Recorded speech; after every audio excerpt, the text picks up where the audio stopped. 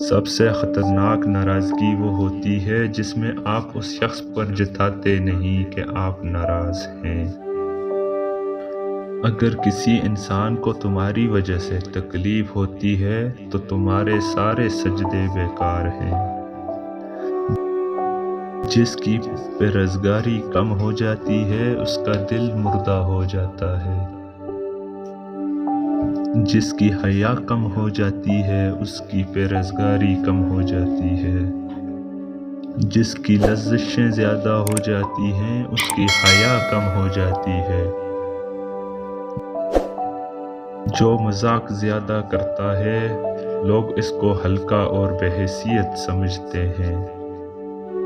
جو باتیں زیادہ کرتا ہے اس کو لذشیں زیادہ ہو جاتی ہیں۔